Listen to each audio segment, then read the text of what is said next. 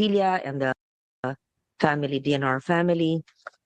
We are done with land management and governance, COMSEC, sure, tapos na. Yes, ma'am. Geohazard, groundwater assessment, and responsible mining. Yes, ma'am. Clean air. So we will tackle clean water, Clean water, ma'am. coastal and marine ecosystem, solid waste, water resources management according to major programs. Tama? Si Yusek Ana, okay. Dapat ang Caloocan, model nito, anak mo ang nandun, ha? Paano ba yan? Ha, Ana? Si inaanak ko dapat ang solid waste, ang pinakamahirap Caloocan. Kung magawa nyo sa Caloocan, ang pagpatupad ng ESWM or 9003, kaya na maski sinong LGU. Kasi yung pinakamahirap. Hindi nila ginagawa. Taga doon ako eh. Oo. Hamon. Kasi hindi naman, it should be per barangay. Ilan ang barangay ang Caloocan? 70 only? Ang lalaki ng barangay doon. Ang lalaki ng Caloocan. No, really, I start with that, although we'll discuss a solid waste management program. It's really the LGUs that should implement it with the National Solid Waste. Who's the head of the National Solid Waste Commission now? The council. Chairman is the secretary. Do you even meet? Parang hindi eh. Regularly. Nag-meet regularly. Sino ang NGO rep? Dati sila Sonia Mendoza. Mother Earth, Eco Waste Coalition. Not Mother Earth. Si Sonia, yan ang mapusok dyan eh. Hindi na sila. Yeah. Could you kindly submit to me the minutes of the meeting of the last Solid Waste Commission hearing or meeting? We should take it seriously because of our growing population and so much waste. And with the rainy season already happening all throughout the year, right? Okay. So we're in the Clean Water Program. Masalimut dito. Kasi ang daming ahensya ng clean water, ng nag-i-implement ng clean water. So there's a presentation. Okay, I'll watch your presentation first. As Madam Chair, Yes. Jackie. We will no longer recognize everyone, no? They're considered recognized unless there's somebody or an agency that just arrived today or was not present last time, then we recognize. Raise your hand and say your name, but otherwise, if you've all been recognized, we consider it as entered into the record. Wala na. Yes. And we request, we welcome once again the DNR family. Yeah, okay. So we're in the Clean Water Program. Yes. Madam Chair, ASEC Jackie will Yes. Thank you, Sec Lotilla. Thank you, Sec. Thank you, Madam Chair. So for the implementation of the Clean Water Act of 2004, our objective is to protect the country's water bodies from land-based sources of pollution, such as industrial and commercial establishments, because these sources are among the leading contributors to water pollution, and addressing them is critical to safeguarding public health and the environment. Priority efforts to improve the water quality of priority effort is given to improve the water quality of key water bodies, especially priority areas like Manila Bay under the Manila Bay Rehabilitation.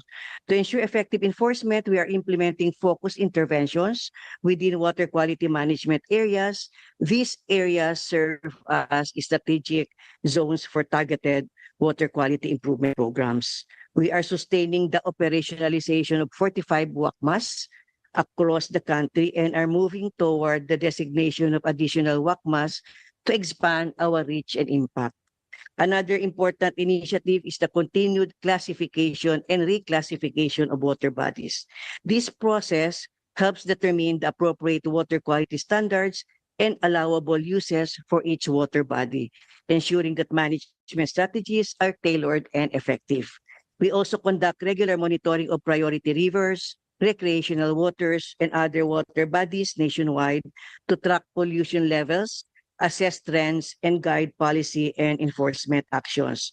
To support this, the proposed under the NEP of 2026, we have a budget of 396 million, and for MOE 330 million, and for capital outlay, which will 66.5 million, which will cover procurement of water checker to be distributed to the regional offices nationwide. Then for the accomplishment, next slide, please.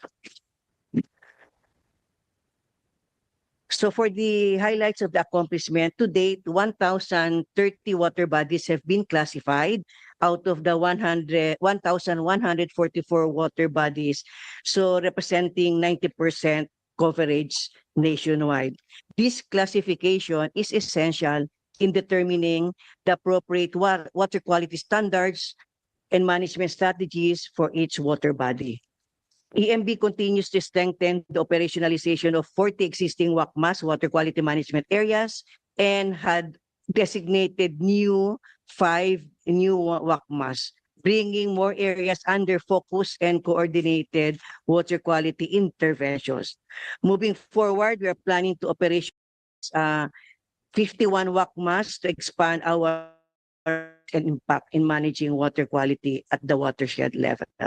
We have more than 2,700 sampling stations across 270 water bodies to monitor primary water quality parameters. This includes monitoring in 5 green economy model sites, the Coron, the El Nido, Panglao, Puerto Galera, and Siargao, as well as in the Manila Bay regions, which are critical for both ecological protection and tourism. We continue to partner with the private sector under the Adapan Stero program, which is a strong public-private partnership initiative. We have 717 active donor partners and 614 adapted steros and water bodies. On the policy side, we issued DNR Administrative Order 2025-04, which provides guidelines for the designation of water bodies as non-attainment and attainment area. This policy helps prioritize actions in areas that fail to meet water quality standards.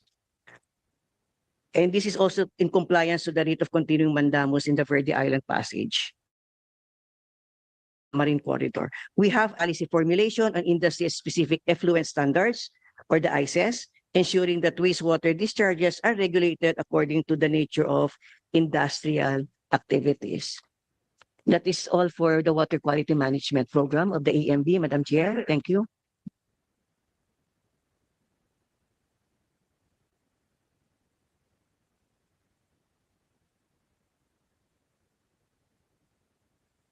Thank you. So who's in charge of the clean water program? ERDB? EMB, Environmental Management Group. Yes, but ERDB is also in charge of water in terms of watershed and water resources, right? For research. Because water is not just a standard. So it's EMB as the clean water program focal, but there are other agencies which would include water as well. So how do we delineate that? So what are the staff bureaus, line agencies, or attached agencies performing water quality functions? It's not just one. There are at least 10, not even counting the Water Resources Management Office. Madam Chair, that would include, of course, Yeah. Laguna Lake Development Authority, the National Water Resource Board. Then you have the MWSS, the Local Waterworks and Utilities Administration. Then you have other, for as you indicated, for the upstream, and then the research part is with ERDB. So these are the agencies that are interrelated. Yes. Funding for quality management and groundwater resource assessment include the EMB, yeah, Clean Water Program, um, that's 396.769 million and 22.355 million. But that's this year, 2025 GAA. Geohazard, groundwater assessment, and responsible mining, would that include also, that would be part of clean water and water resources management? Partly, yes. And then the water resources management program in OSEC, That's right. 262964, Manila Bay Rehab, 1.239, OSEC, Yes, that's right. right? Chair. These account for over 2 billion. What efforts are undertaken to ensure that there is no overlapping of projects or activities? For example, the groundwater resource and vulnerability assessment activity aims to determine the availability of groundwater resources and assess the threats of depletion and contamination of groundwater. On the other hand, the Clean Water Program of the EMB aims to increase a percentage of water bodies that conform to the water quality guidelines, including water supply. So I'd like to know, how does the DNR make sure that there is no duplication of efforts across its offices and bureaus? I want to understand the delineation of tasks between the two that I mentioned, the Clean Water Program of the EMB and the Groundwater Resource and Vulnerability Assessment activity that is done. Yes, may I be enlightened, please?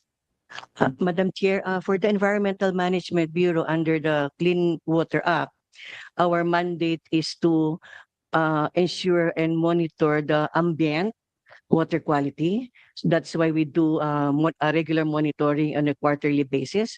And then on the part of the regulatory, we do effluent sampling. Those discharge from the outfall of industries, and it's part of the enforcement also of the regulatory function. And we do issue and inspect, survey, monitor the wastewater treatment of industries to ensure that no untreated wastewater is being discharged to water bodies. So these are the functions as far as the EMB is concerned, for the ambient, for the effluent, and for the regulatory enforcement. On the other hand, Madam Chair, for the Mines and Geosciences Bureau, it's the assessment of groundwater supply. And then for economic regulation of water rights, that's the NWRB. So the delineation of jurisdictions are quite clear. And then you have MWSS and the local water utilities also having their own respective responsibilities under their charters. Thank you for that, Secretary. I'm just trying to, kasi ang dami nangangalaga ng ating tubig, pero kulang pa rin tayo sa tubig o marumi pa rin ang tubig. Aha. Madam Chair, in addition to what I've said, for the areas under the Laguna Lake LLDA jurisdiction, it is the LLDA who issues discharge permit and monitors also compliance of industries. Okay. Okay. ERDB, under which is the Watershed and Water Resources RDE Center. Yes, ERDB. Saan po kayo? Yes, kayo po ang head ng ERDB. Good afternoon, Madam Afternoon. Senator. Yes, ma'am. This is the DB's function is more on the research for the ecosystems. And one of these, of course, is the watershed, the forest Yes. ecosystem, the grasslands, coastal, and the freshwater ecosystem overlap in the conduct of research, Madam Chair, because we collaborate with the 9 bureaus and other staff bureaus as well as the regional offices. Ma'am. Do you share your research in ERDB with both houses of Congress so that we can use it? Are your researches posted online? Is there a portal where we're able to utilize the research being done? Yes, Madam Chair, we have developed for this year the artificial intelligence powered knowledge hub in which all the researches are uploaded in that system, and we will be launching this within the week, Madam Chair. Hmm. Ma'am. We are going to share the research products, knowledge products that ERDB had developed since 1987, and there are about more than 400 studies already done, which resulted into technologies, knowledge products, manuals, and input to policies. Ma'am. Thank you. The EMB has a clean water program, right? EMB. Yes. And you say in your presentation that you will increase the percentage of water bodies that will conform to our water quality guideline by year 2028. What are we doing? When you say that we will increase the percentage of water bodies, what kind of water bodies are we referring to? And how are we going to do that? How are we doing the cleaning up of our water bodies? That would include strict implementation not only of the Clean Water Act but the Solid Waste Management Law na ang basura hindi tinatapon sa ating tubig.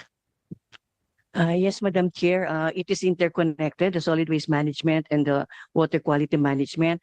As far as the monitoring, we do monitor the freshwater bodies as well as recreational. So when we say that we wanted to improve that because there are certain areas or there are certain stations that fail to meet the ambient water quality guidelines. Example, for recreational, if it is for contact recreation like the beaches, it should conform with the, if it is class SB, it should conform with the standard of like the fecal coliform. So these are the things that we need to have the baseline or the data regularly acquired so that interventions would be also done in terms of the air, in terms of the compliance of this of the industries and coordination as well with the LGUs on the establishment of the STP.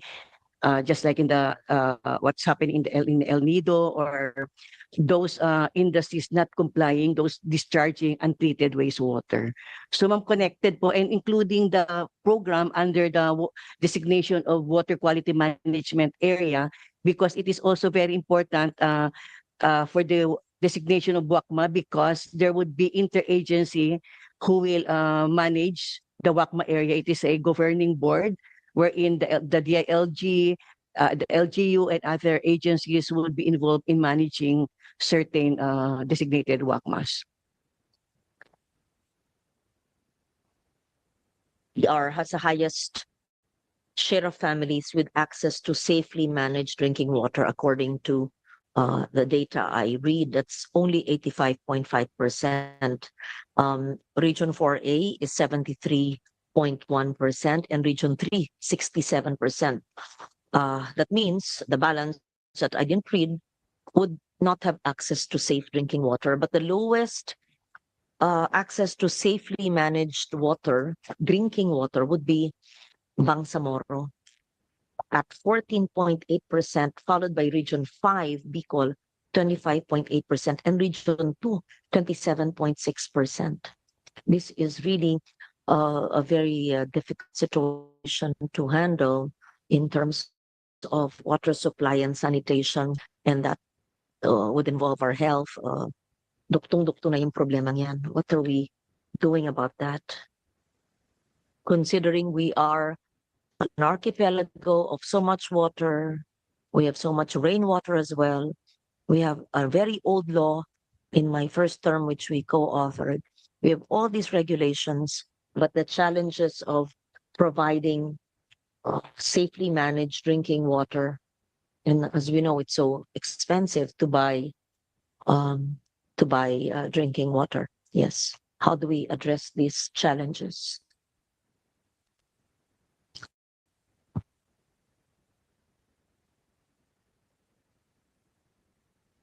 Good afternoon, Madam Chair. CP David, I handle the Water Resource Management Office, which was established in 2023 to coordinate the efforts of all agencies with water-related functions. With the directive of the President in 2023, we are tasked to reduce the number of population that do not have access to safe drinking water. Our estimate is about 40 million out of our 115 million population. So 40 or For- 14 40 don't have access to safe drinking water. at least Wow, not that's- level 3, those Yes, that the yes. piped in So water. that's 1/3 of our population. That's really for me, it's a national security risk. Mhm. Yeah. And we Serious challenge. obviously it is a huge task, and we have to prioritize. Humanitarian challenge. Yeah. We have to prioritize which communities need help the most. And we've identified these communities to be those in isolated island barangays, the upland areas, and number 3, in Barm. Those are the 3 areas. Identify it, but what is the action we're taking? Sure. And do we have, number 1, the equipment, number 2, the personnel, number 3, the programs, number 4, the resources Mhm. to do it? And it doesn't always have to be all these expensive equipment and technology Mhm. na nasisira. Pag ang gobyerno bumibili, palaging madaling masira. We can go back to basics and Mhm. collect rainwater and have filtration systems which are nature-based, Mhm. di ba? Maraming parang na hindi masyadong mahal pag sa mga barangay. Yeah, anyway, please proceed. I'll list down the efforts of the WRMO, but note that since 2023, the water sector has been slightly consolidated with LUA and WRB, MWSS, and the water districts now under one roof, now under the DNR.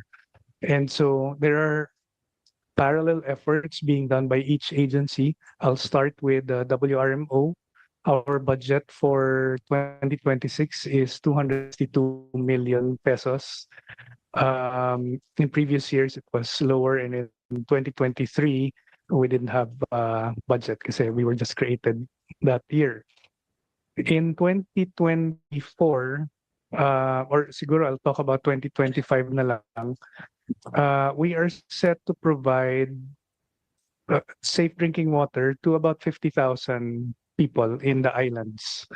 And this covers about 32 islands out of our target islands of 250 islands that we've identified to not have access to drinking water. These are islands wherein there is no, in most cases, there is no fresh water source within the island, and therefore our kababayans there would have to take their bangkas to the nearest big island to fetch drinking water.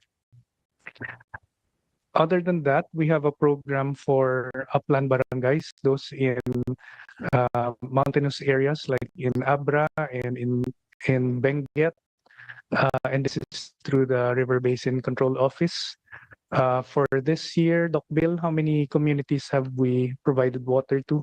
Upland barangays? About 10 for this year. So there is that effort, Madam Chair, but of course, we're limited to what budget we are provided each year. Say you've provided water, you've provided the systems and the equipment Correct. for potable water. That's right. And this is what I see on the screen, right? Yes. Water filtration. Yep. Alternative water source development would Mhm. mean what? Ano yung alternative water resource? Water source Part of our development? research, well, traditional sources of water would be groundwater, surface water, Yeah. springs, and so on. So, let's take a side. Okay. We recognize Senator Risa Ontiveros. Thank you for Good joining. afternoon, Chair. Yes, thank you very much. We're talking about the issue of water, and we know that water in every way is a gender issue, right? Okay, Mhm. so we're looking at this slide on the new Alternative water water. refilling stations, but Yes. that's really for cities, not really for GIDA areas, for island barangays. This is Madam a Chair, these are for the GIDA areas Oh, as well. where do you have those these are refilling stations? these are through our water districts in what are classified as class C and D water districts, no, in small uh, LGUs. The water refilling program is set to lower the cost of drinking water in these LGUs roughly by 50%. No, everyone in the country purchases those blue 5-gallon containers at 25, 30 pesos. With some research and technology that we have researched on, we are set to provide this water at 15 pesos. No, so we cut the price of water by half. Madam Chair, the budget, I think Yusek David can emphasize that these are low budget expenditures on the part Yes. of the program. Go ahead, please. Yes. So we always compute for how much investment we are making on a per capita for the water refilling program. It's roughly around 300 pesos per capita. And the benefit is already realized within 6 months because of that lowering of cost of water. For water filtration, it's about 1,500 per capita. These systems are small modular desalination systems where we take seawater and produce fresh water for island barangays. And you can see there that for 2025, there's 28 LGUs to be provided. And if I may mention, one of these islands is the farthest island of the island group of Kaluya. And this is almost near Oriental Mindoro. Oh, Island of the municipality of Kaluya, it's called Sibay no, it's, Island. um, it's called Liwagaw Island. Ligaw. Ligaw Island. Ligaw Island. Ligaw Island. Which of the systems is instituted there? Is it filtration? It's a desal system. Desal. Mhm. Ang desalination machine, matagal na yan na hindi naman Totoo. bagong teknolohiya, maraming dekada na yan. Hmm. Anong kaibahan ng desalination machine na tinatatag o binibigay Mhm. isit bigay sa LGU, bigay ng gobyerno sa barangay? Mhm. What's the difference of this desalination machine? Mhm.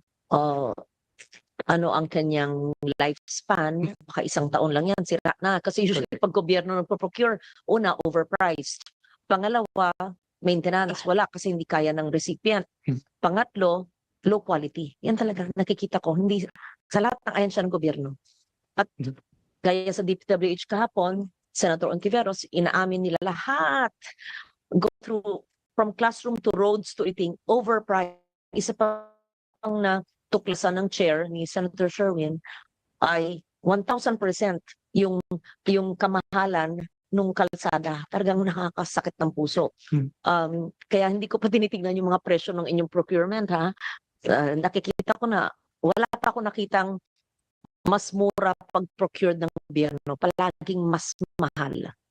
Mula sa pag-construct ng classroom hanggang sa pagbili ng mga bagay hanggang kahapon sa mga cuts, ilaw sa at saka katsaya at saka mga solar lights ay kung 60,000 yung retail price, 230,000 pag DPWH. It was yesterday in our hearing. Yeah. So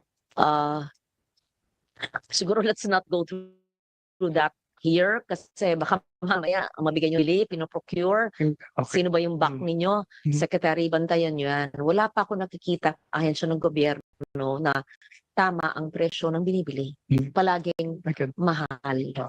Oo, siguro Two things Please, that are different, Madam Chair, please if I submit may. it to your procurement. Paano Sure, rin? sure. Maganda kung sabi nyo, kasi kung talagang maganda ang ginagawa nyo sa barangay na merong desalination Hmm. machine, for how many, magkano ganito? Sige.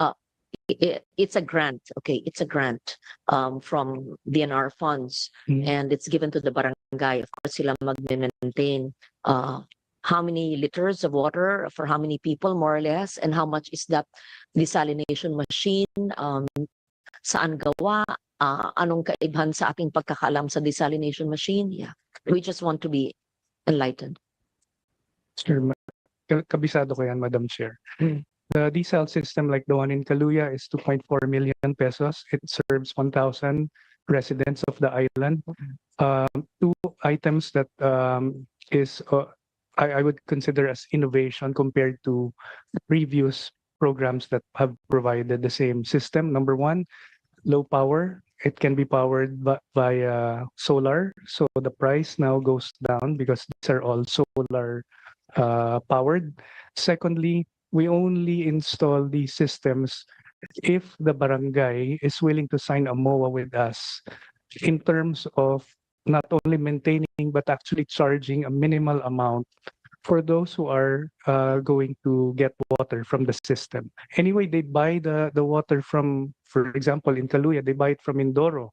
And so once they have their own system, it actually lowers their price, but we say it's not for free because that is where everything bogs down and there's no maintenance. Who's the water from the barangay? Who is the recipient of this DNR grant? That's right. The barangay actually puts up a local economic enterprise. Bahala na sila. It may be the women, the church group, or the barangay itself. But the point is that they have to charge, and we monitor how much they are collecting because when the time comes that the equipment needs maintenance, we actually get the money from that fund. Maintenance is DNR. The maintenance is barangay. Barangay. That's why they have to collect that money. How much they sell the water? For these barangays, it's about 15 pesos per 5-gallon container. When they buy it from Mindoro, they buy it at 40, 45, and that excludes the crudo of the bangka. Desalination machine made. So we bidded it out. The first 6 is provided by a company, local company that sources most of its equipment from China. The second bid winner sources its equipment from Nordic countries, Sweden and Denmark. So we will now check the performance. And you said that you have how many beneficiaries already? For each island, it's at least 1,000. That's our threshold. Yes, how many islands have benefited from this Okay, program? in 2024, there were 6 already. This is a new program. Yes, Okay. So 6 in 2024. barangays. Yes, Okay. island barangays. One in Kaluya and the That's for 2025, the one in Okay. Kaluya. okay. Mm, So it's a 2 million peso desalination machine that correct. benefits 1,000 people. Mm, It's not it's a grant to The the machine is a barangay, grant, but the yeah. grant but the grantee, the recipient charges a fee of 15 pesos per for 5 5 gallons. gallons. That's And right. the maintenance, it goes to the maintenance. Yes. And that's enough to maintain the equipment. What's the warranty for that? If I may, Yeah. Madam Chair, in a previous program, I won't name na lang the agency that provided all these equipment, but it was free, as you said, nasira na after 6 months. But one of these barangays, which is now our model, is an island of Negros Occidental, and the residents decided, "Teka, this is a one-time grant, and we should maintain it ourselves." And they started collecting collecting. And this is being relayed by the supplier. All other equipment, it bogged down, except for this one in Negros Occidental because they now have that maintenance kitty. They went back to the supplier, and the supplier said, we cannot provide you equipment anymore. Tapos na yung grant. And they said, we're not here to ask for equipment. We're here to buy a second unit because we've collected enough and we see that the neighboring island was buying water from us. So fast forward to today, they have now two systems that are operating. So this is our model that It's a simple desalination machine, right? Mhm. It's a simple desalination machine. Where is that machine made? Which of this is filtration, wala dito yung photo ng under the water filtration program. Ayun yun. Yes. Is filtration the same as desalination? That's So different. there are two kinds. Oh, ito desalination. is a Desalination fresh and water. the other one is filtration, which is taking fresh water. fresh water, fresh water and- linilinis lang filtration. Mas more than 800,000 lang. Saan gawa ito? Ito yung China made. I think this one is the one from China. But assembled here locally. So DNR provides it for free from your net budget. Yes. And the maintenance is sa recipient na. So Mm. they have to charge. Mm. And the warranty, what's the longevity of this equipment? Our Would it last for 20 years? our 10 years, 20 ROI, years? mababawi na yung lahat ng cost and all the benefits in 2 years. So kung tumagal siya beyond that 2 years, sulit na yung equipment. Yep.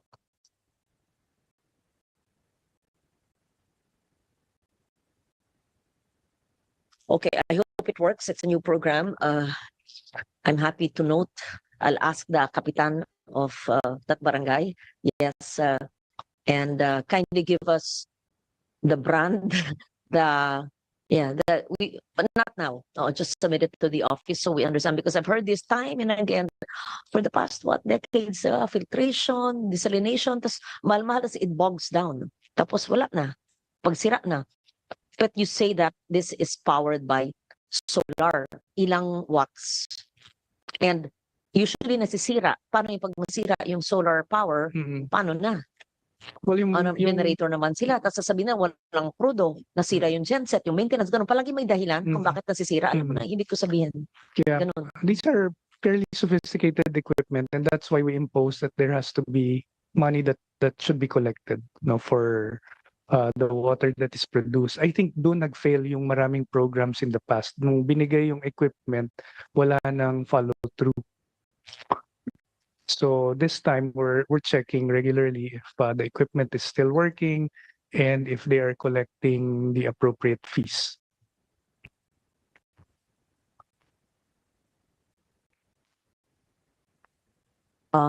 So 2024 anim, because it's a new program. Then this year, 28 barangays. Yes. And then 2026, this is in your NEP, Mhm. the 36 barangays. Mhm. Yes. What's your basis for selecting the barangays? Population? Yeah. And distance? Yung pinakamalayo how siguro? isolated they are. So yung 2024 included islands of Romblon, Zamboanga, Sibugay, North Bohol, and in 2025 yan, Kaluya. Yung pinakamalalayo talagang islands yung inuna. One desalination machine costs around 2 million pesos Mhm. for 1,000 people. Mhm. Okay. Yeah. Please proceed with your presentation. Thank you. So maybe we can look at the next slide, please. Ano ba yung next slide natin? Okay. So the DNR believes that there has to be an integration of the entire water sector, and this includes irrigation, water supply, hydropower, ecotourism, aquaculture, and even flood control. These should be looked at as part of IWRM. Part of our work in the WRMO, being the chair of the subcommittee on water resources in DepDev, is to monitor the flood control projects of DPWH.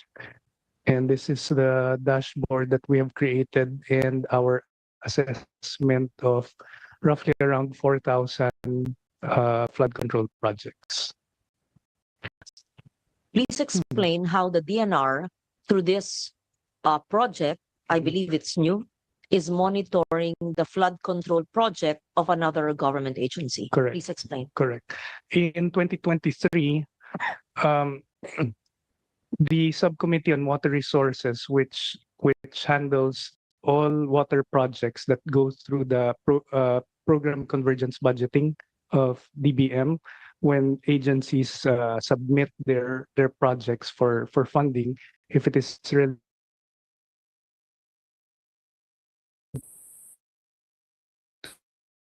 to water, it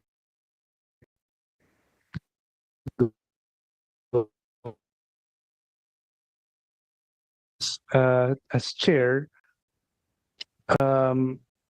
the committee decided that we should monitor these projects.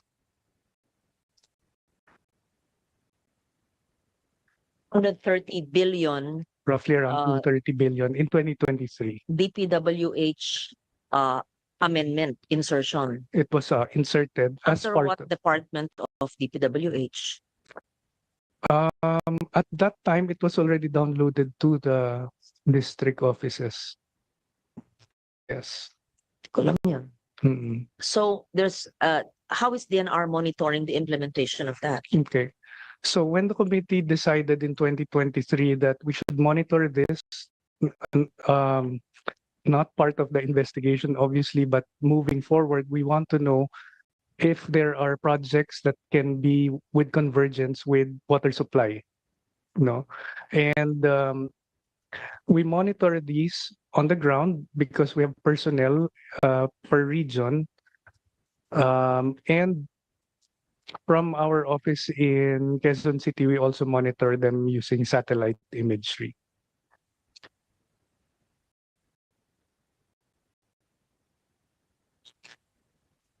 To Antiveros, Oo, salamat, Madam Chair. My first set of questions are about flood control. So, to the issue of flood mitigation, the budget of DPWH has a massive cut of 255.5 billion pesos. And because of this, attention has shifted to the DENR.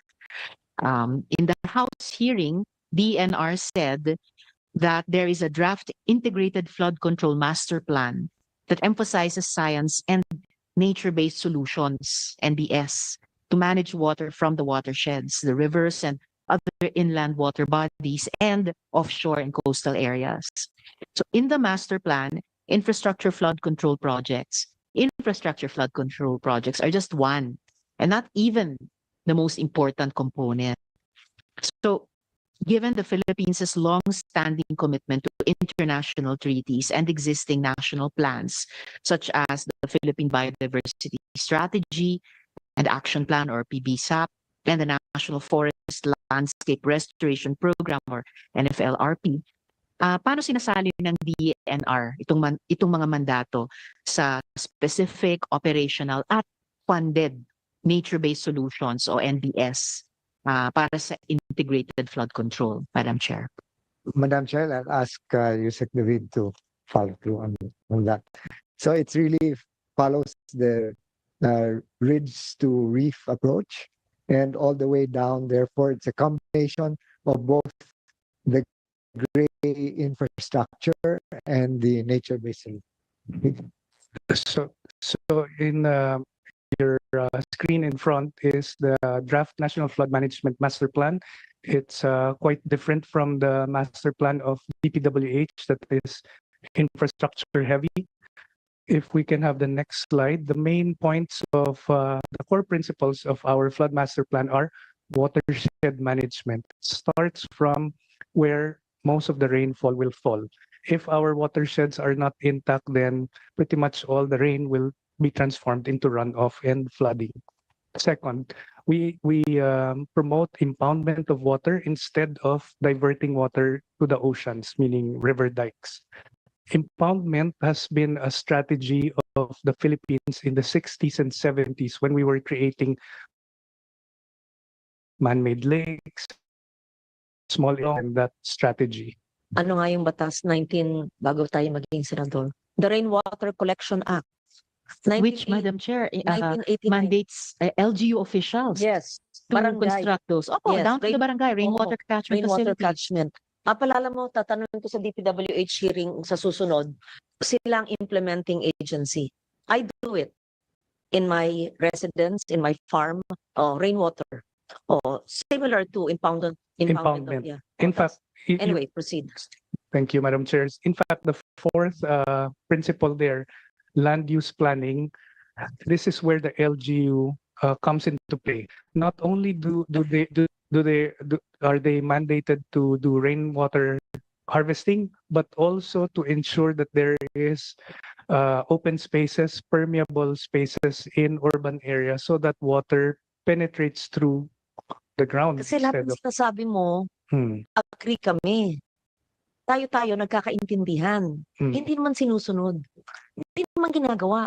Paano natin imamandatong gawin nila? Hmm. Ginagawa ko sa bahay ko, sa farm ko, sa buhay natin, ginagawa natin. Like everything you're saying, we agree. Nasa batas, nasa polisiya.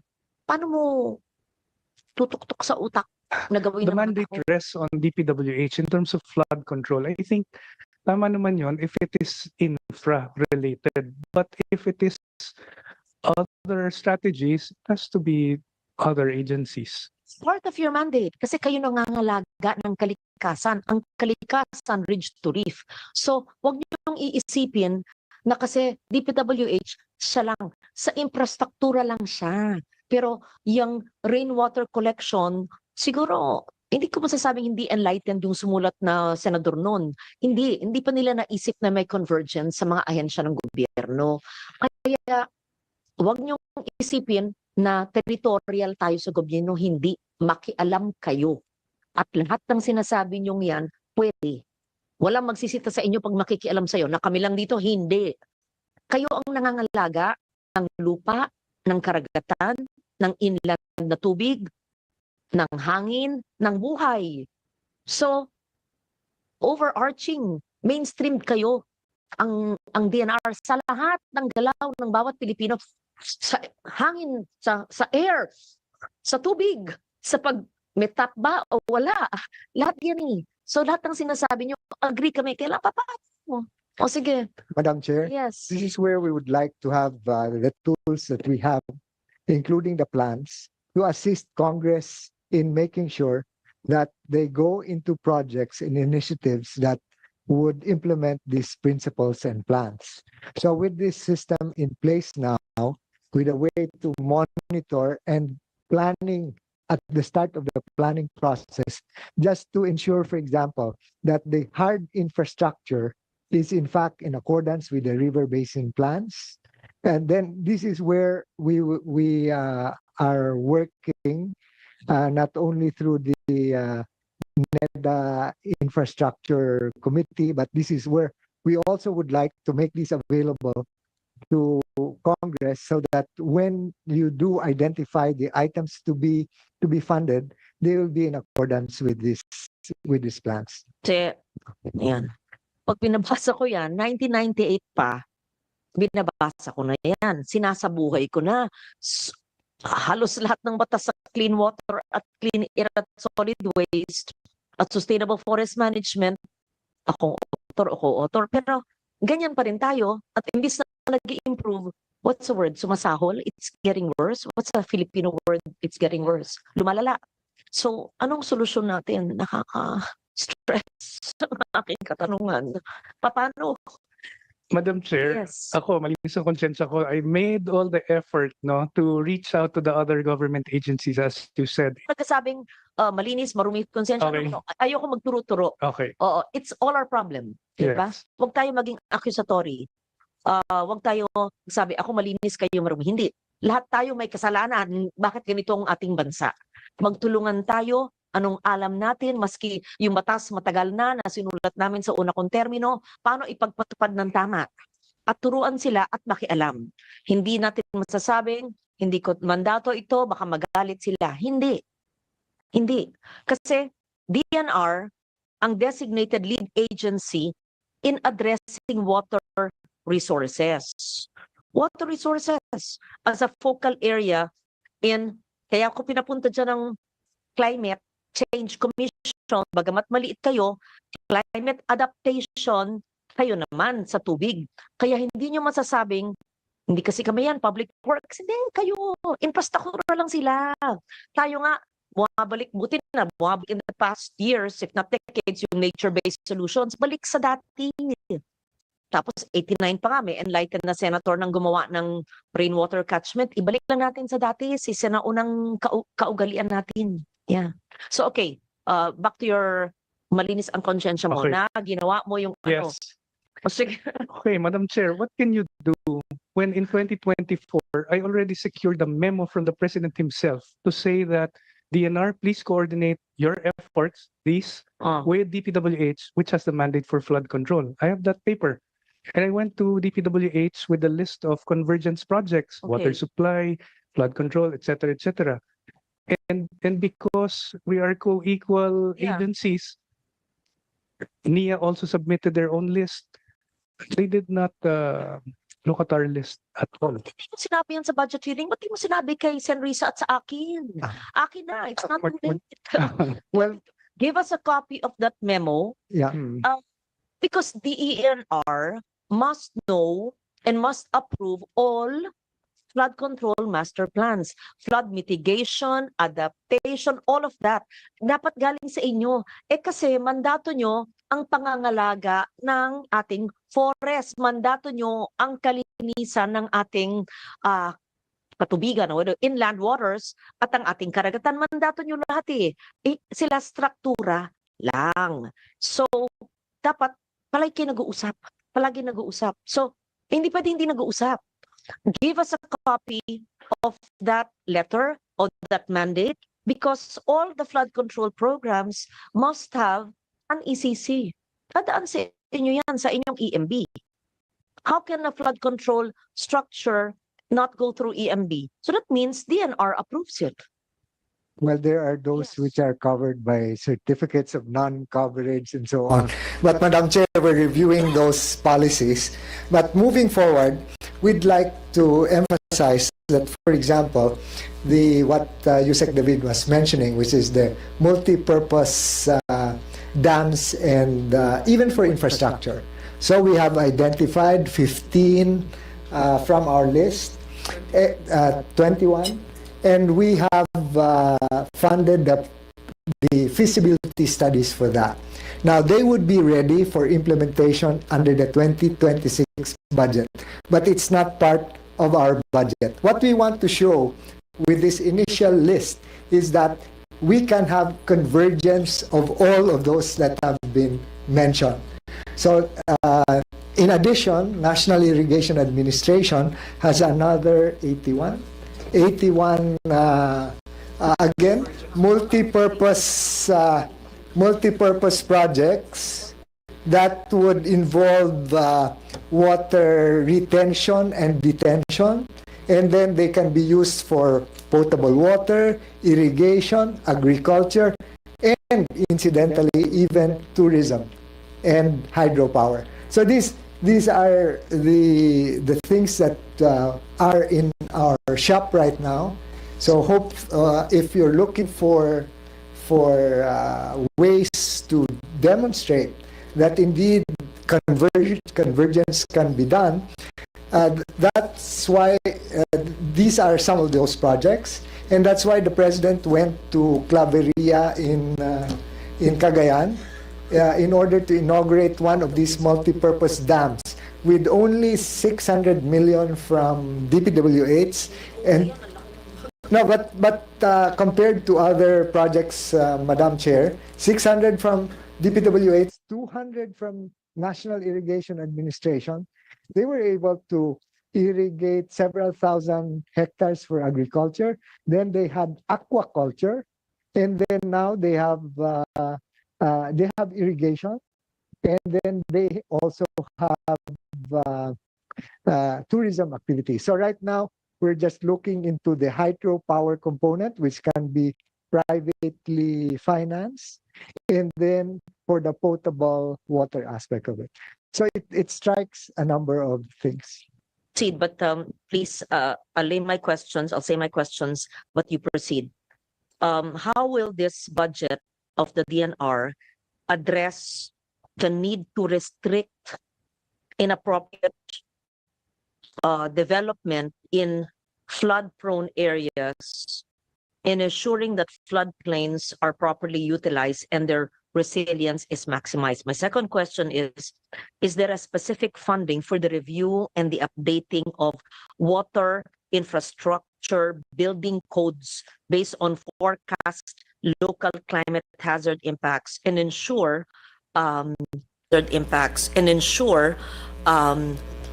its resilience? So those two questions, can you answer it first or will you finish this? Because I want to understand that. Yeah. Okay. So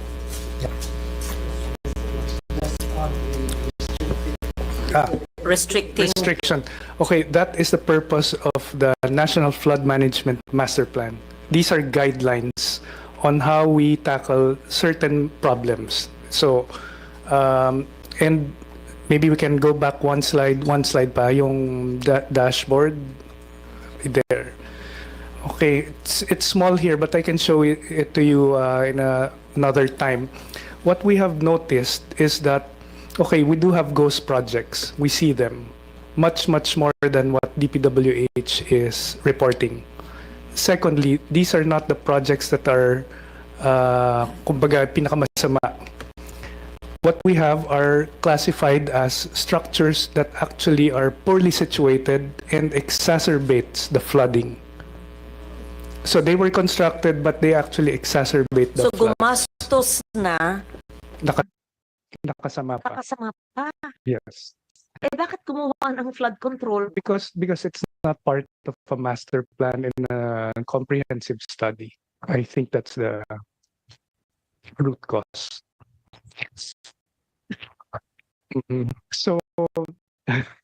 So this is sana our opportunity to construct new types of flood management structures for 2026. Impoundment coupled with nature-based solutions, watershed protection, clear waterways and not restrict or constrict them. Yan ang mga guidelines ng master plan. Ipatupad ang Ecological Solid Waste Management Law. Huwag magtapon ng basura, namely plastic at solid waste sa mga kanal at esteros at sa dagat o karagatan at sa lawa. Simple lang naman yun. Hindi kailangan ng funding yun. Magtuminong lang ang mga tao, di ba? So clear waterways. Tapos nga yung impounding. Anyway, sige, continue please. Sige, next. Nasabi nyo, yung pondo nyo, wala sa budget? Wala pa kasi sinusunod namin yung proseso. We do a feasibility study first, all the modeling, consultation with the stakeholders.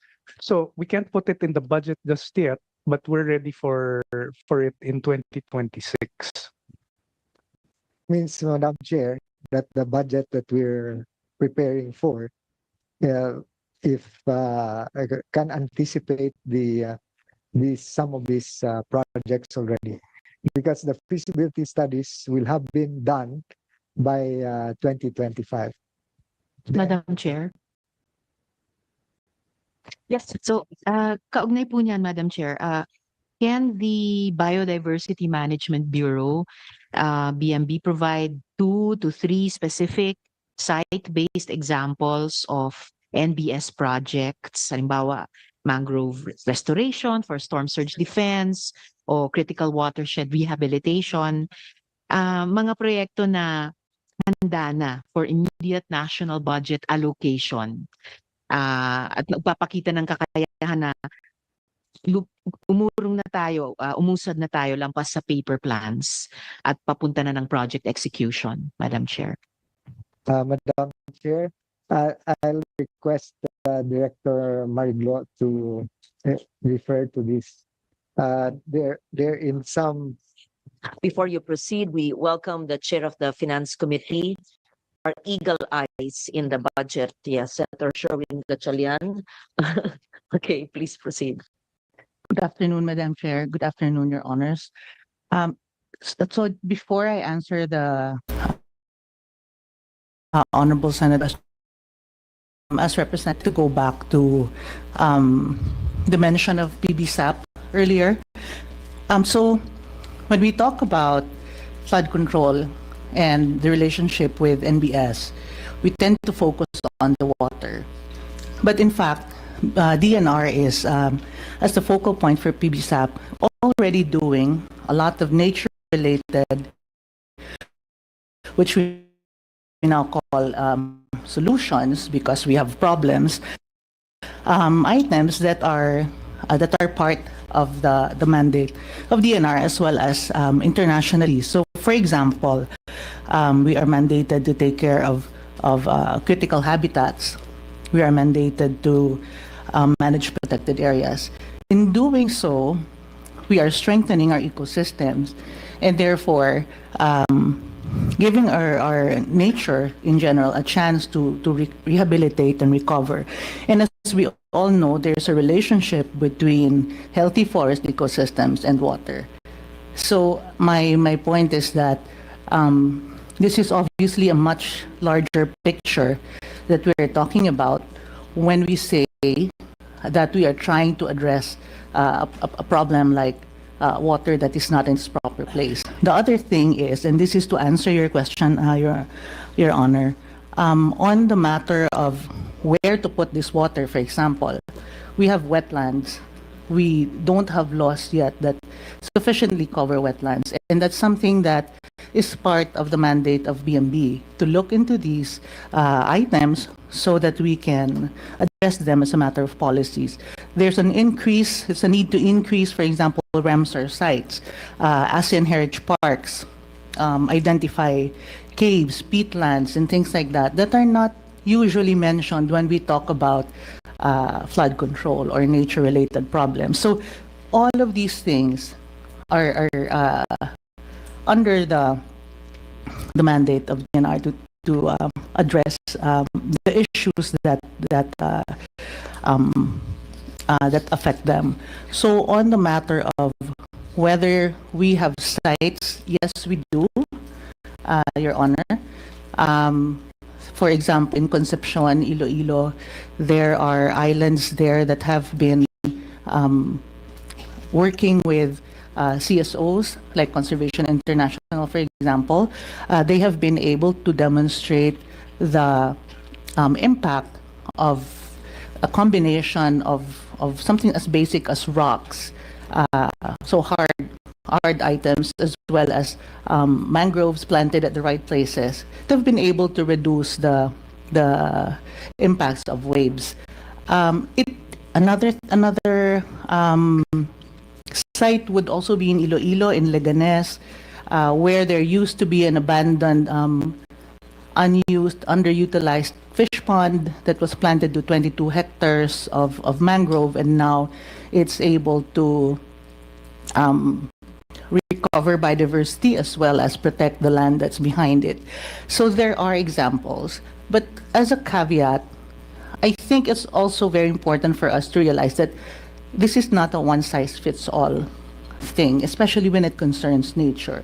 It has to be really well studied, and it has to be site-specific and site-relevant. And that is something that we can do in DNR. And so also important for us to realize, what do we want when we say green infrastructure? Are we okay with a 6-lane road, for example, that's incorporated with mangrove? Or are we talking about huge mega highways? I mean, these are things that we have to discuss with the LGUs concerned. What exactly do we want? Because nature, everywhere you look at nature, it has something to do with scale. The reason why we have disasters is because we probably scaled wrongly, or maybe we put structures where they shouldn't be, or the sizes that are not appropriate. So the hard and fast answer to the question, yes, we do. And in most of these situations, we work with CSOs. So what DNR as government can do is to aid them so that they're able to translate all these lessons to other sites and scale them up. So it cannot be done overnight, but it certainly can be done. Madam Chair. Yes, just to add, Mr. Chair, Mr. Chair. Secretary. Yeah, just in addition, so you have the People Survival Fund, which is being leveraged by the department to attract additional funding, and there are specific sites. At site level, there is in Tagum, Davao del Norte, the mangrove habitat protection and restoration, and in Negros Occidental and Palawan, there are site grants supported by the Forest Foundation and its partners. So there are also in Seruma, Camarines Sur, where there are community-led mangrove rehabilitation initiatives that are ready for scaling. So these are just examples, as well as on the upstream, on the watershed. So there are also a number of sites, including under the project Transform of the initiative. So you have the ones of Bataan, and for the Upper Marikina River Basin Protected Landscape, as well as the Pantabangan watershed, Pantabangan Karanglan Watershed Forest Reserve, and then for what is this? A very specific project that may be that the chair of the subcommittee may have been interested in is the one in the municipality of San Romeo Antique, covering 18 hectares, which is covered by a memorandum of agreement with the local government unit. But again, Madam Chair, as emphasized by our colleagues, that it takes time, because in this, for example, this one in Antique took them more than 1 year to negotiate and plan among the parties. So it's a process intensive exercise, really. Thank you. Thank you, Secretary, Mr. Chair.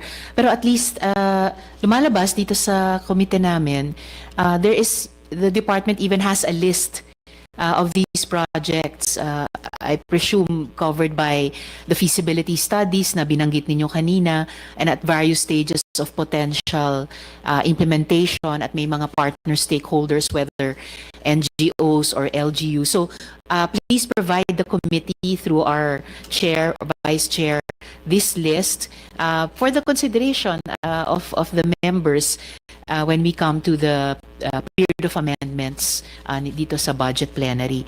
And salamat din, Secretary, for mentioning the People's Survival Fund, dahil yun actually yung kaugnay niyan yung susunod na tanong ko.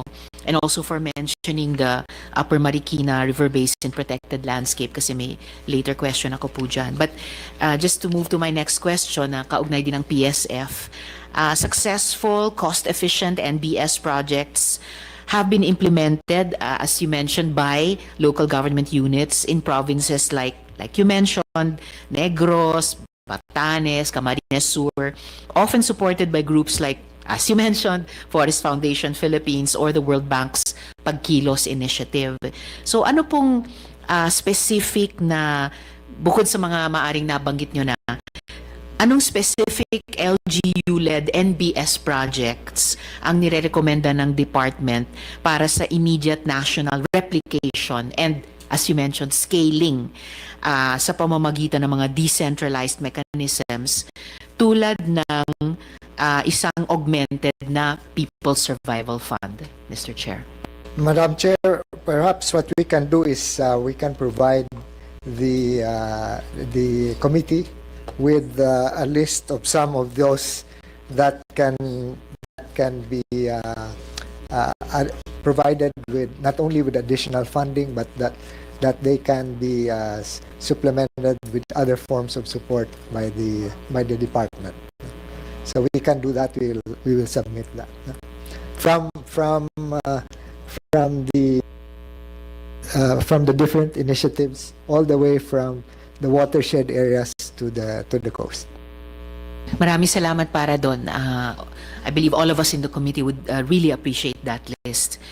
And then, to ensure fiscal prudence and robust project prioritization, kasalukuyan bang kaya na ng department mag-conduct ng isang buong benefit cost analysis para sa mga NBS proposals na ito na accurately mag-account for at magbibigay ng halaga, value sa critical ecosystem services. Halimbawa, flood control nga, sediment retention, carbon capture, na mga bagay na yung mga conventional DPWH gray infrastructure projects, madalas they fail to include these, Mr. Chair. Thank you, Senator. May I request USEC Ana to respond to some of your concerns? They are related really with the implementation as well of the recent law that you passed on the Philippine Environment and Natural Resource Accounting. Which I will be glad to hear you mention. At actually, yun yung huling tanong ko dito sa flood control. Yes, please, USEC, Mr. Chair. Thank you, Madam Chair. So the DNR started building its capacity to be able to conduct the benefit cost analysis for nature-based solution proposals. For one, in 2016, we have already a Biofin Philippines project where we compiled the existing valuation studies. And out of the studies, we were able to estimate the value of the Philippines ecosystem services can be derived from timber, water provision, ecotourism, carbon sequestration, flood prevention, and even seafood production.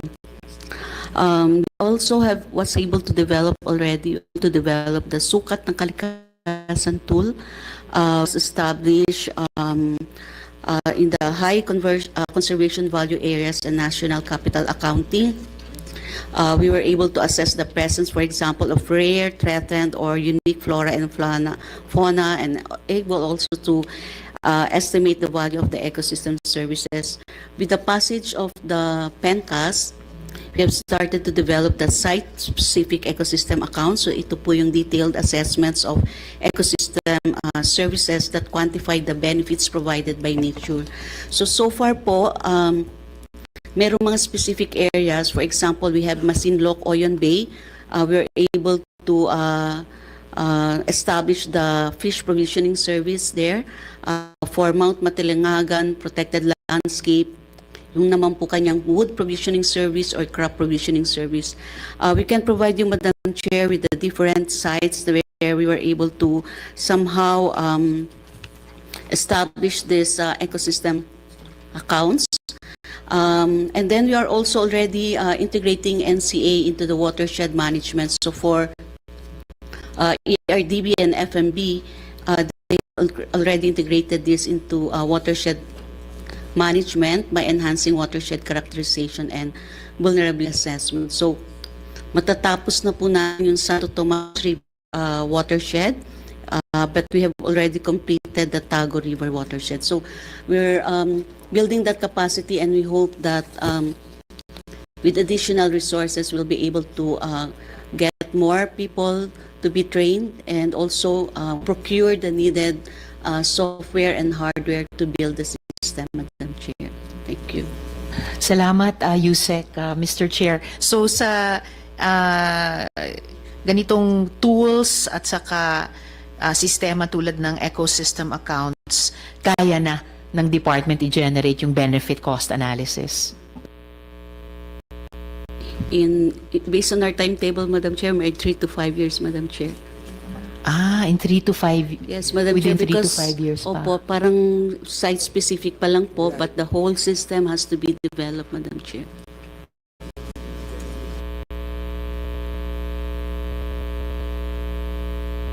Okay, so ang kaya na sa ngayon is kwentahan yung halaga ng bawat ecosystem. Pero to generate full benefit cost analysis for each individual NBS, each one could take from 3 to 5 years. So, Madam Chair, Madam Chair, what we can do is to identify the priority sites we can po in instances where there is resource use conflict. So, ang isang area ba to is better for protection or mineral exploration or forest production.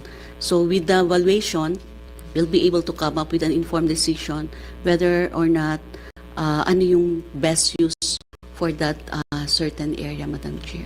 Let me present, if not a problem, a challenge. What if, dahil nga minsan may competing interest or uses para sa isang ecosystem.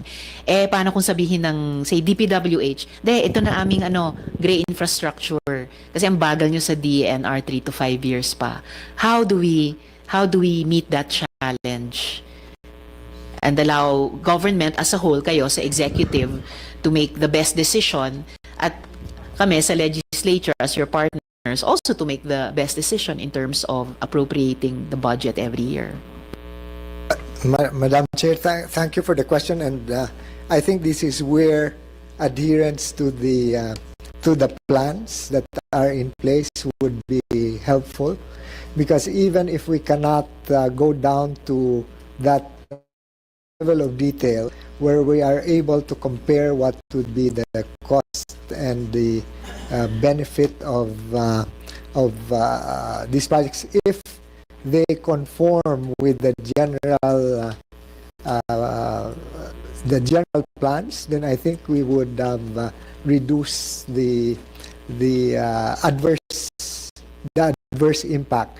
One of the adverse impacts that was being referred to was that in some cases the hard infra can actually accelerate the force and speed of flooding from the upland going into the lowland.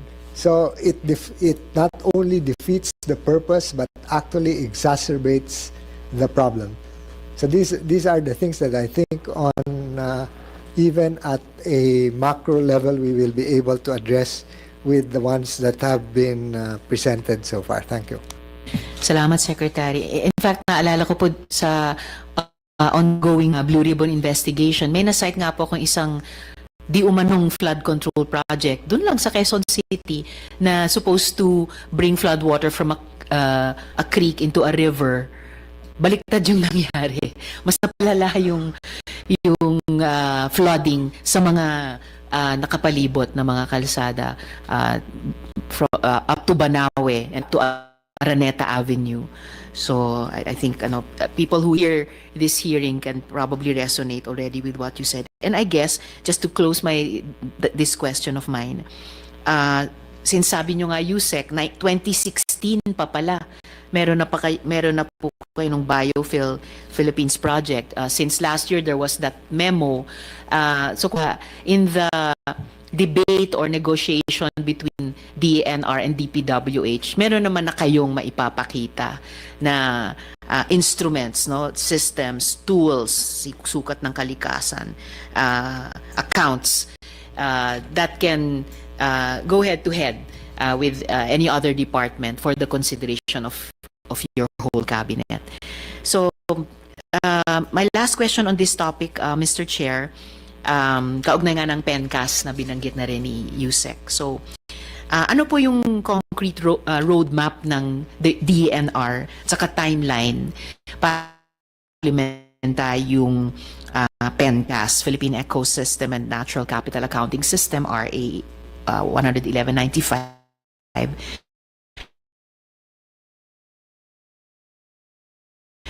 which is the necessary and fundamental tool to generate the data scientifically NBS projects within major river basins.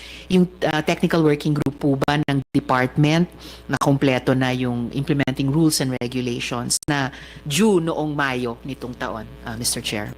Madam Chair, the IRR itself has already been completed, and in May that was published, and therefore is already effective. But I'll ask Yusek to give some more details. Thank you. Yes, Yusek, Mr. Chair. Yes, Madam Chair. The DNR has already formulated its NCA implementation plan, which was also based on the NCA roadmap, which was formulated in the Committee on Environment and Natural Resources Statistics. In the NCA implementation plan, we have identified different phases. The first one will be on institutional and data systems development, where we will have to establish the data needed for the accounting of the ecosystem services. And then we have need also do organizational restructuring, which is mandated also by the PENCAS law to identify our central level, Madam Chair, because our task would even include getting the data that will come from the local government unit. So it's a tedious task that we need additional support of our support to our CENROs and PENROs and regional offices. And then the capacity building. That's the phase one. For phase two would be the mainstreaming of the site-specific ecosystem accounts. That would mean developing the indicators and also updating the NCA roadmap. And then the phase three would be the actual piloting of the ecosystem accounting. So the preparatory work we hope to finish, Madam Chair, by until next year. We have started this month. So after that, Madam Chair, in the next 2 to 3 years, we'll be able to develop the system and pilot test, Madam. So at most 3 years pa yung timeline nyo.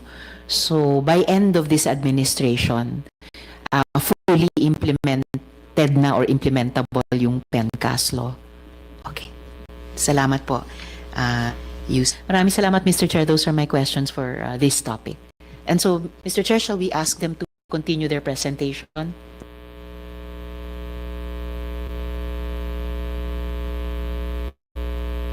Ayan, perfect timing, Madam Chair. Pero yung stress, we just talked about your PENCAS. I know, I monitored it when Okay. I was there for a while. Okay. I know, it's Super. before you proceed to another subject and go back to that, I'm glad that I saw certain site-specific areas of account systems, account services being measured. Tumulong ba sa inyo ang PSA? Kasi mandato nila yon. Sila ang tumulong. Yeah. Madam Chair, the PSA is central po sila. So actually yung data nila also comes from the Kayo ang DNR pumili data. ng areas that will be measured. Yes. Okay. And I saw may Mount, etc. Certain areas. You mean these areas, are they part of the 100 plus, INIPAS or different? Are they part of INIPAS? Madam Chair, some are part of the INIPAS, some are initial components. That's okay. So good. Yes. And ayan. Site-specific ecosystem account. So natutuwa ako. Thank you for asking that, dear. Na may silbi yung ating batas. At alala ko noon, nag-interpolate ka ng gusto. Tapos sinabi pa ni Coco, he was minority leader. Was he? Yes, Yeah. He said, we may not understand the law of Senator Legarda, but because it's difficult to understand, but we trust your judgment and we will vote in favor. Minority kayo. And my former minority leader did vote for it also. Correct. Yeah, and I think you've always been very, very supportive of this not easy to understand but very essential forms of legislation. So, ibig sabihin yan, kayo ang pumili, tumulong po ang PSA dahil sila, mandato nila yan, at nasukat na yan, di ba? We cannot treasure what we do not measure. So yan. So sinukat na po yan. Itong lugar na to. So pag sinukat na yan, alam natin ang kahalagahan sa buhay natin. Tama? So, give us the full reports of those. I want to see an output of PENCAS as applied in these sites. Does that mean that this depending on the kind of ecosystem, this can be traded for carbon sequestration, like with Singapore? Pwede ba yun or hindi? Maa-apply ba, let's say, ang protected landscape, ang forest, ang bundok, at kaya bang sukatin, dahil may sukat, meron na kayong value ng ecosystem niya, ecosystem services, can this be measured for carbon sequestration so it can be bought by the Singapore government to meet their net zero by 2050? Kasi di ba, you're fixing the legal framework for that. Is that, let's say, the Cleopatra Needle Forest Reserve. So lahat ba yan ay, we're not selling for exploitation, we're selling for their credits. Are we ready to sell this for credits? Or if hindi pa, if you're not ready to answer, no. Anyway, let us 1, 2, 3, 4, 5. Okay, I want to see the report of the of these 5 as pertaining to PES. Anong magandang basahin yung report. And then maybe we go back to the technical experts and even to PSA and DepDev and kayo, because you're the ones doing the framework. How do we make this report ready based on this initial information we have so that they can be part of our carbon trading with Singapore? Diba? In fact, all our 100, how many protected areas? 114? Ilan ang protected areas? 120 plus? What's our total protected areas? 121. 1 to 1? 1 to 1. Assuming that's correct. All the 1 to 1 should be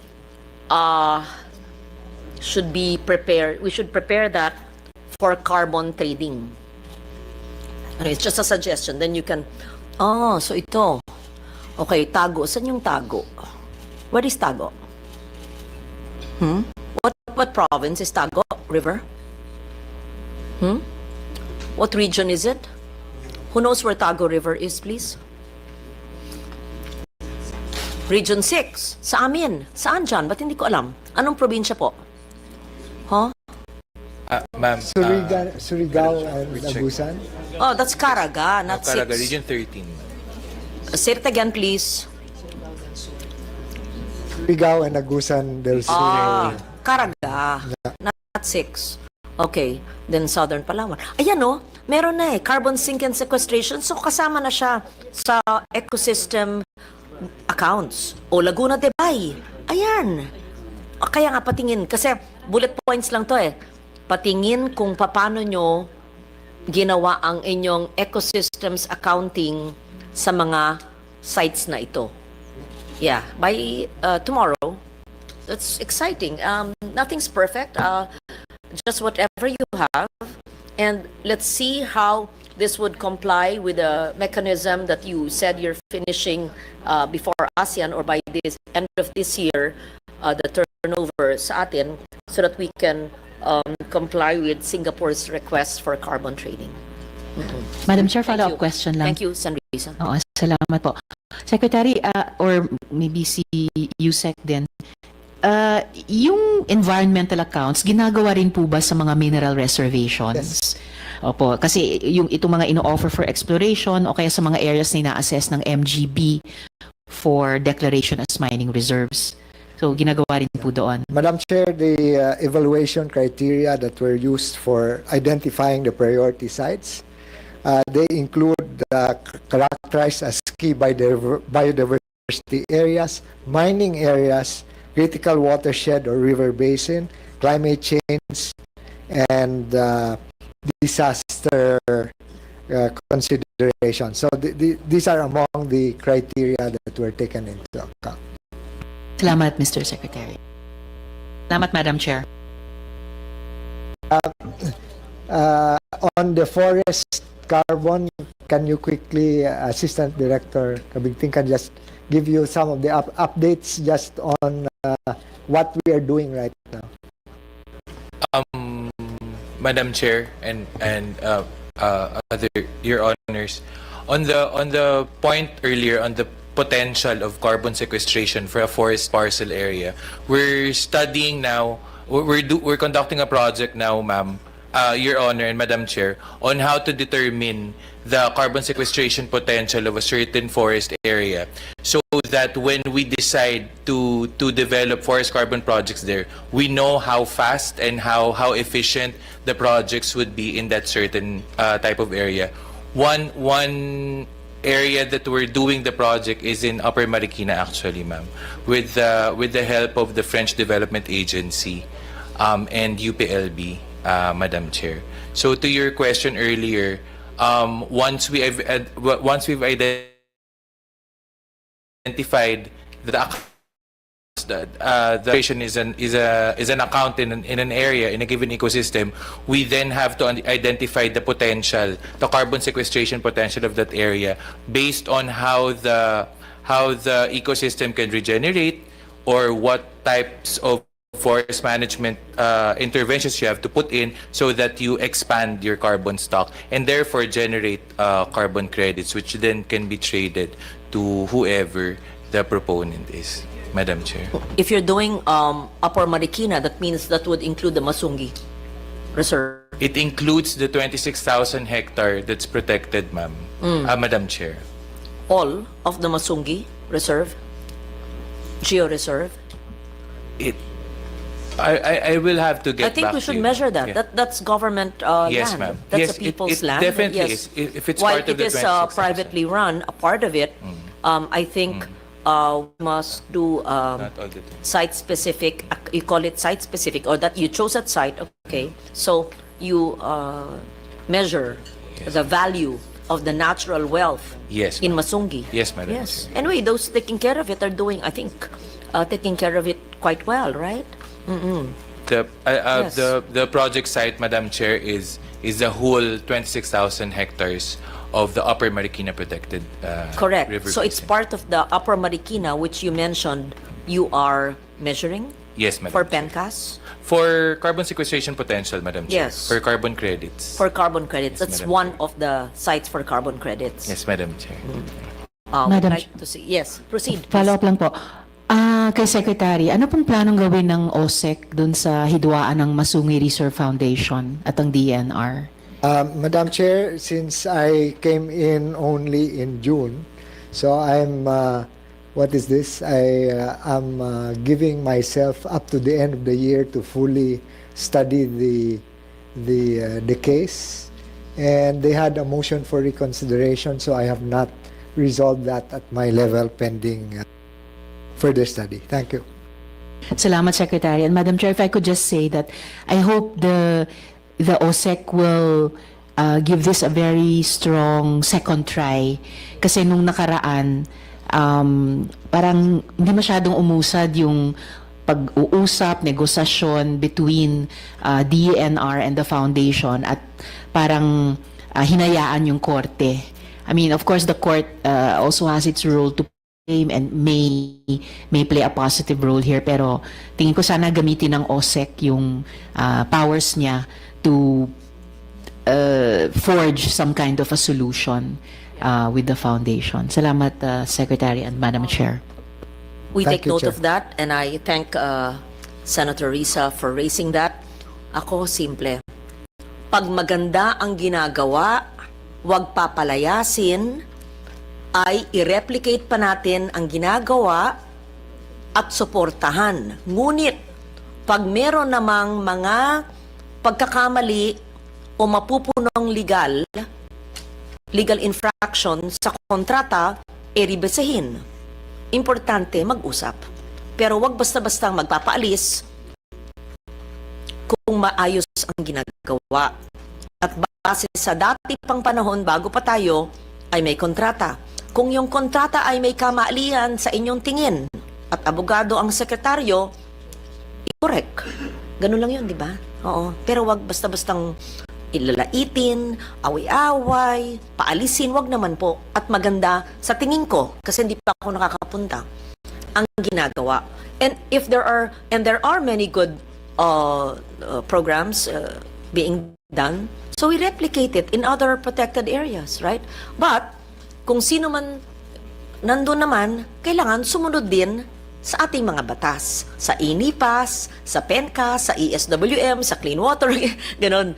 Wala naman mga isolated areas sa Pilipinas na hindi sumasang-ayon sa ating mga polisiya at batas. Ganun lang. So, patas yung aking sagot. So, thank you very much. We can proceed now. We're back. We're still in the water, right? We're done with the water of... Yeah, that's what I missed while I was going up. Doon ako na-stress sa water.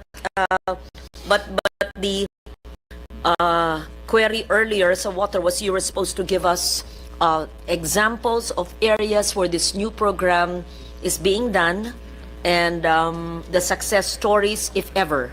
Right? Success stories, if ever. And also, you have a right, that's what when I left, to look into the water infrastructure programs of DPWH because that's your mandate, DNR. Yeah. Before we leave PENCAS, because Sen raised it, you have almost 2 billion in your NEP for strategic planning. How will you use this? And under whose bureau is it? OSEC? 1.93 to be exact. No details. No, pagkaintindi ko. For Information System Strategic Plan for ICT. Laki 2 billion. For PENCAS. Natutuwa ako na naisip ni Bataw. How will you implement it, please? On page 80. Huh? What do you mean? What do you mean it's not?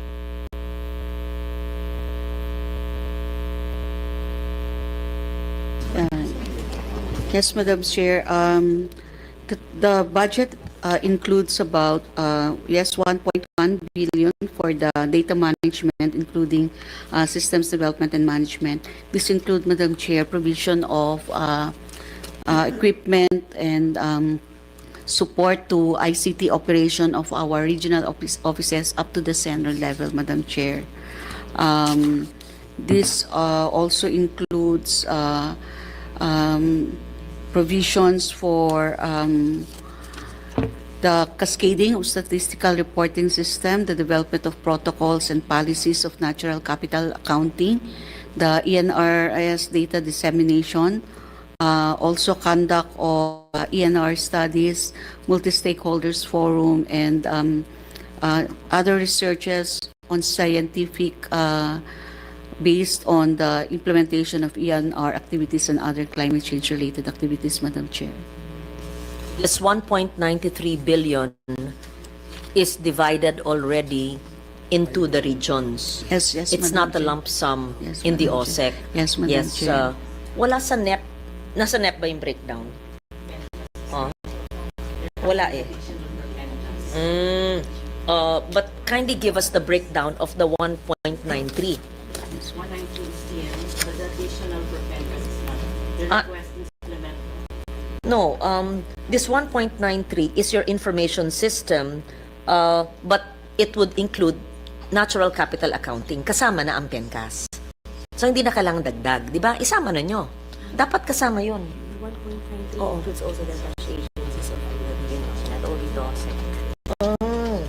So, it includes, so it's ICT for everything. But you should, I can't augment the budget, so please include PENCAS there. In the operations, because marami palang ahensya at saka kasama na yung regions dyan sa 1.93, isama nyo, dapat parang mandato na, kasi batas na yan eh, dapat sa organic budget nyo yan, sa NEP nyo, parang yung mindset ng bawat ahensya sa region, EMB, pati yung red, ay PENCAS na sa utak. Lahat na nakikitang ridge to reef ay jewel sa atin. Pangalagaan, sukatin, evaluate natin para magamit bilang carbon trading if qualified. Ganun. So, I just saw that proposal. So, it's in the regions. Okay. Yeah. Please proceed. I'll ask about PENCAS later. Thank you. The water slide will be given to us because I won't make you repeat it. Usec, David, the core principles, yeah, we have a copy anyway. And then the samples of little barangays that you said were supposedly successful. Hopefully they're successful so that we can model it. And if we augment the budget, if the chair would allow, let's say, would you consider that institutional amendments, and you identify GIDA areas of large populations in different parts of, let's say, Mindanao, for example, or whatever, na maraming in need of water, that successful implementation can be included in the DNR budget, right, as a committee amendment. Correct? But you identify kung saan ano ang inyong mga basis. Sobrang layo, ang daming tao, wala talagang pagkukunan, so kailangan yung filtration mo, yung desalination or the filtration, right? Kung papayag yung chair, institutional amendment naman yun eh. Diba? Kasi before you arrived, pinakita nila yung sample, base lang sa salita ni Yusek, na matagumpay. Tignan natin. Ha? Sabi niya. Oo. At yung equipment na binili nyo, hindi namin alam ang presyo. Hindi kayo presyong DPWH, ha?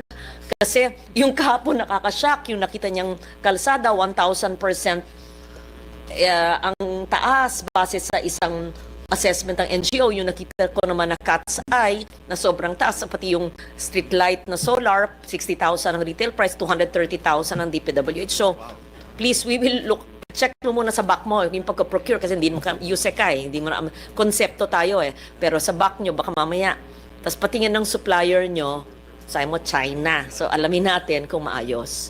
Then I may want to put, it's a new program, I'd like to support it. Mukhang baby ni Sec Lutilia at saka ni Yusek David eh. Ha? Even before ako, kasi water persons kami, yeah, gusto kong suportahan kasi iilang barangay lang eh. Ba't nang iilang barangay? Bigyan ka lahat ng report ng pinakamalalayong islang barangay. Isla lang ba o bundok din? Bundok din, sa Cordillera, sa Barm. Tulungan natin. May tubig naman kayo sa Valenzuela, di ba? Oo, yan. Okay. No, biro lang. Oo. At kayo sa Capiz. Yun, sa suportahan ni Senrisa sa mga isla sa Panay. Basta ganun. Mag-submit kayo. Yan. We will do that, Madam Sige, Chair. sige. Thank you. And for the other projects, that's also convergence. They're part of the master plan that we have submitted to the committee. Thank you. Proceed. Hindi ka pa nagtanong. No. Sige. Sige, please proceed. Ano yung susunod? Oo. Solid waste, Madam Chair. Thank you, Sec, and thank you, Madam Chair. So, for the Ecological Solid Waste Management Act or RA 9003, we have the EMB has a 2026 budget under the NEP of 280 million, covering all MOE. So, yes, ma'am. Sandali. We proceeded to solid waste, pero ang hindi pa natakal ang mga agencies concerning water. Hindi pa. So we can't move on because hindi pa, no? You've not presented, Well, right? the ones which have already been mentioned, Like Madam Chair, National Water Resource Board, wala pa. that's part of the integrated water management. I think- the water management And LUA. resource management office. And LUA and MWSS? Yeah, they're here, Madam Chair. Yes. So Sorry to interrupt.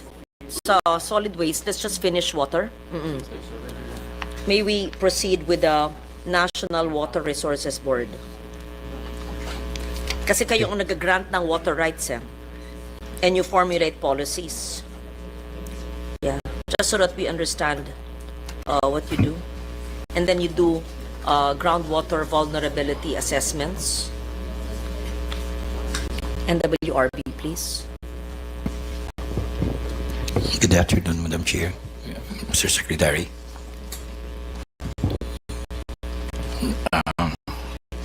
Allow me to present the projects and programs of the National Water Resources Board.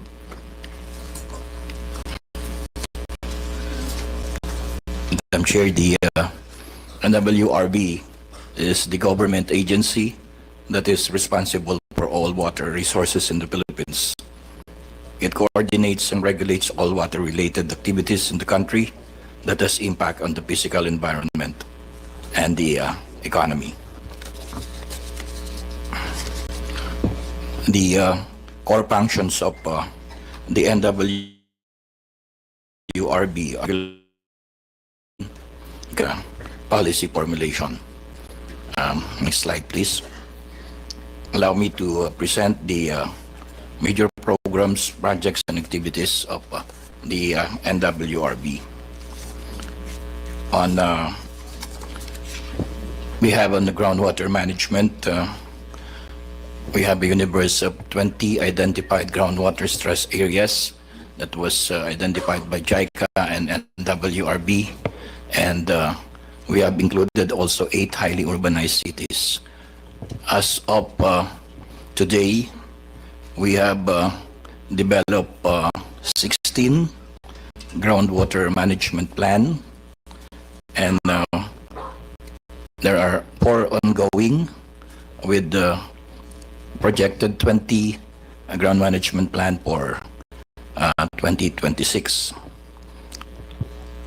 Also, we have, in line with this groundwater management plan, we have established groundwater monitoring wells. In line there too, there are, as of today, there are 72 established groundwater monitoring wells. There are 14 ongoing groundwater monitoring wells being established, and we are projected to go on 2026 with about 20 of these, or 15 of these groundwater monitoring wells.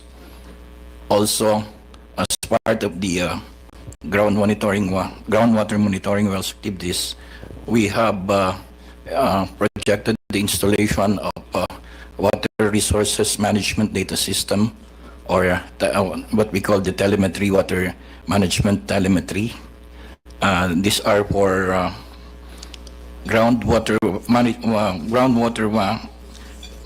wells, where we are going to establish a telemetry system, which is a process of remotely collecting and transmitting data from instruments, sensors, or device to a receiving system of monitoring for monitoring, analysis, and control.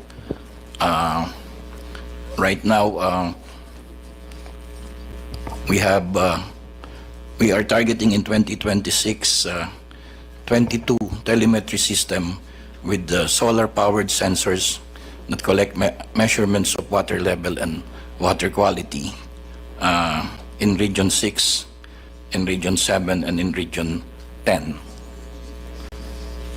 Also, as part of the comprehensive water resources assessment, we have developed 10 river basin plans, and there are 5 ongoing projects on major river basins, with 3 river major basins be targeted for 2026. Also, in line with this groundwater management plan, we are developing artificial groundwater recharge designs for 11 sites this 2025, and another 17 sites for 2026. This will assist the office in developing plans on how to augment or how to recharge the groundwater in these particular areas, Madam Chair, Your Honors. And I'm sorry, finally, how do you select the areas, sir? OIC, ED? How do you select the areas? insofar as the artificial groundwater aquifer recharge, ma'am. These are based on those areas that are highly, call this, which are fully appropriated areas of for groundwater, ma'am. That we are trying to have some designs for this to augment or enhance the groundwater within these areas, ma'am. Can you give us an example of some areas that you're doing your groundwater assessment? Insofar as groundwater assessment, ma'am,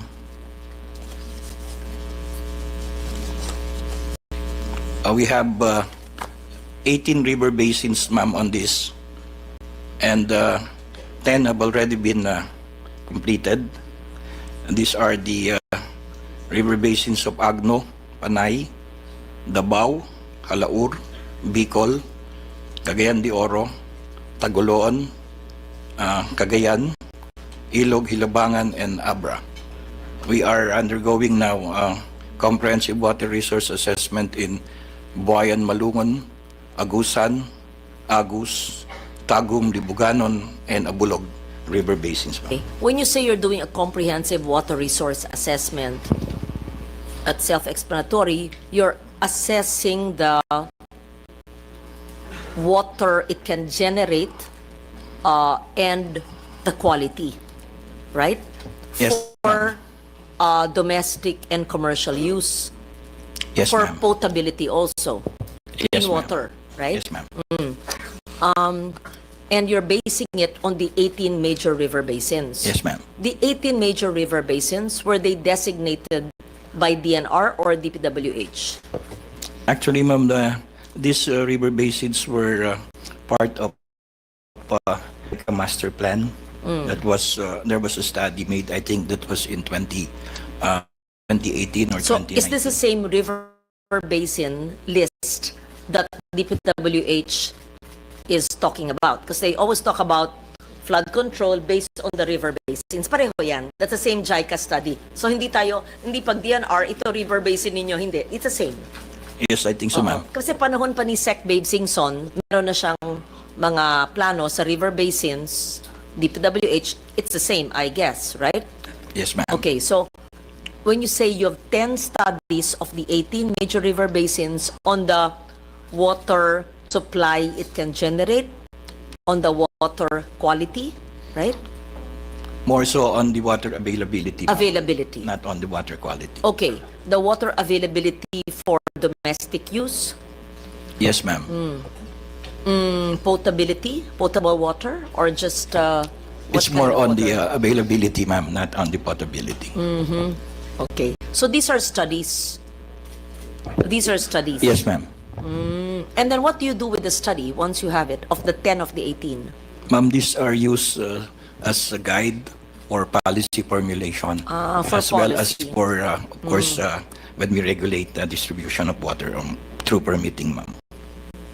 Or based on these studies, use as basis that you give for permitting. Please That's part explain of it, ma'am. for water rights.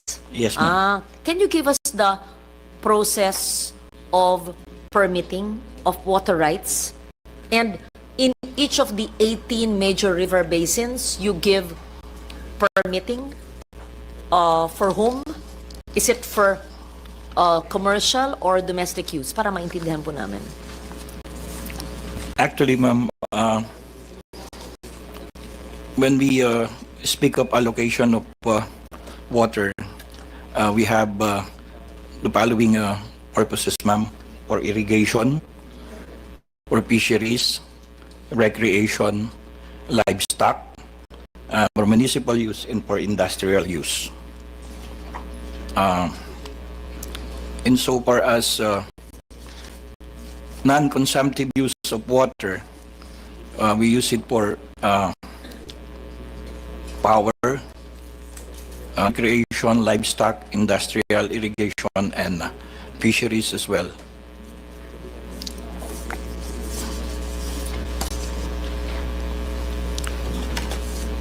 Iwanag po niyo sa amin yung proseso ng pag-apply ng water right?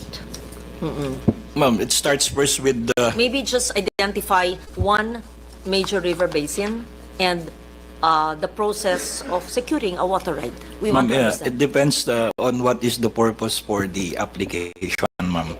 Let's say for municipal purpose, ma'am, Yeah.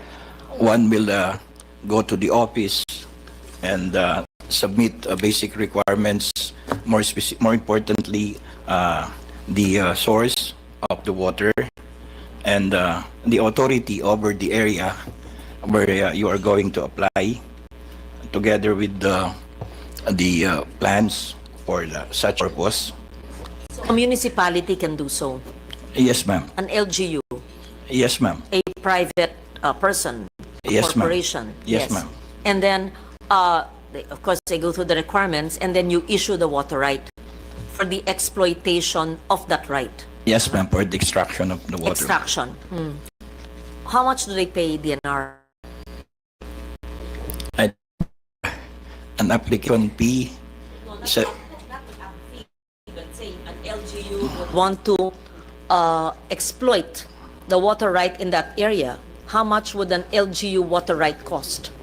And if I'm not mistaken, about 5,000 pesos, ma'am. Lang, karapatan na niya mag-extract ng tubig doon. Yes, ma'am. Ganun lang. That is what is in the law and in the implementing rules and regulations of That's being reviewed, Madam Chair. Ganun lang. Yes, ma'am. Ganun lang. Okay, pag siyang may karapatan mag-exploit ng tubig doon, bebenta niya yung tubig. Yes, ma'am. Di ang laki ng kinikita, tapos 5,000 lang ang pupunta sa gobyerno. If I may, Oh yeah, explain. Yes, ma'am. Pardon my ignorance. I mean, I just want to understand, do you know this water rights? I don't know it too well. I want to understand it. Whether livestock, or commercial, municipal.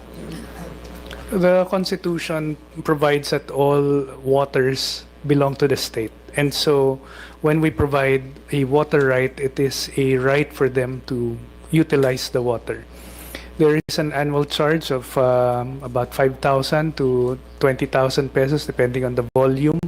We're not charging on a per volume basis because we know that when a water right grantee sells it, no, kung merong cost pa siya na additional from government, dadagdag lang niya yan dun sa cost. Ipapass on.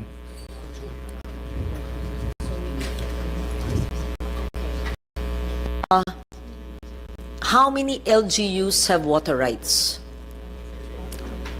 Maybe I can answer. All in yes. all, there are about 23,000 water right grantees. About 75% of that are for irrigation purposes. 15,000 cubic meters per second, it's Yeah. about 75%, belong to NIA for their irrigation. Even NIA goes through DNR Yes. for their for irrigation. Everyone. Yeah, everyone. And 25% is extracted for domestic, industrial, and commercial purposes. This board is under USEC David. No. I sit as chair for the secretary. Okay, continue please. So we understand. So 23,000 have water rights. And even NIA, a government agency, has to secure a water right. Everyone, MWSS, all the water districts, Okay. they're required. And how do you monitor the wise utilization of this water right? How do you monitor? There is a regular monitoring of water rights grantees. Obviously, we cannot visit all 23,000 every year. Secondly, we rely on reports from on the ground if there is extraction that they think does not have the necessary permits, so we investigate. We partner with the water districts in terms of monitoring because they're the ones on the ground. But yes, arguably, mahirap siyang bagyan. How do we know if the watershed is being protected? That is a source of water. How do we know na hindi tinatapunan ng basura, ng solid waste, no? Next topic natin. Lahat ng mga lugar na ito na source ng water. The overutilization and exploitation of the nature that gives this gem of water, this gem, yeah. How do we do that? That we don't over-exploit and overutilize na nauubusan na yung source. So based on the studies therefore, Madam Chair, of water source, then that becomes their basis for granting the maximum volume of water rights. And we have to, as pointed out, we have to distinguish between consumptive uses and non-consumptive uses, because the consumptive uses like irrigation and potable water will be depriving other users of the same. But for non-consumptive uses like hydropower, it's just the turbines will just run as they pass through, then there is no consumption of the water. So all of these are taken into account by NWRB. As for the state of the watershed, then it is our Forest Management Bureau and regional offices that would have the responsibility over the watersheds. But not all watersheds are under the direct supervision of DNR. A number of them, for example, are with the National Power Corporation and other agencies. So, not all, does NAPOCOR ask for water rights? No. It does from NIA, NAPOCOR, yes. MWSS, LUA, That's right, Madam Chair. all of that. Tas maliit siyang board. Parang dapat may Department of Water talaga. Oh, yeah. That's still, Madam Oo. Chair, as it's, was agreed by the LIDAC, it's still one of I've been filing it for decades. Yeah, it can't be just a board. They should all be under one body. But it's yeah. But I know that some agencies, maybe including this NWRB, does not. Their agencies and government ayaw, no. That's why we stopped it. Yeah, I don't know. Yeah, I'm not sure. Baka NWRB ayaw din. LUA. I-survey lang natin dito. Ilan lang naman eh. Yung totoo, para malaman naman, hindi ko na itrabaho kung ayaw nyo. Yes, NWRB. At sino pa ba nandito? Sino may ingay dyan? MWSS at LUA. Gusto ba niya ma-under sa Department of Water o hindi? Para mabawasan ako ng trabaho pag ayaw nyo. NWRB, ma'am, definitely would like that a Department of Water be created, ma'am. I think it's really high time that a department will be the one handling this precious resource. LUA here? No. But LUA is under... right now attached to the Department of Environment. And Used to be under DPWH. DPWH. Kailan linipat? 2023. Linipat. Dati DPWH. Including MWSS was also under DPWH. Okay. Oo.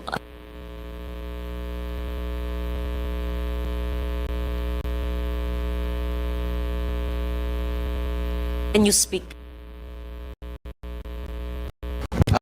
Madam Chair, LUA sees no problem in being under a Department of Water or Water Resources, ma'am.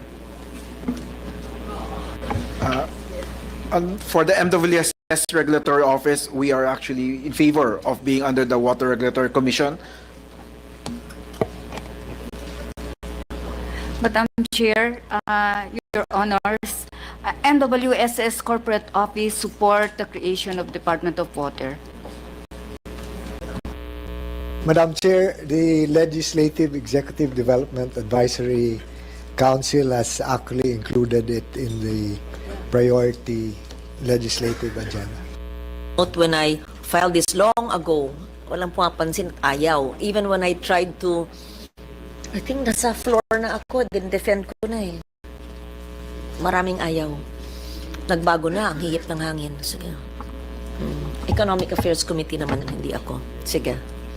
Okay, We will proceed. need to ask, Madam Chair, the National Irrigation Administration. Nania and the others, yes. Because they own the bulk of the water rights in the country. Okay, yeah. Please proceed.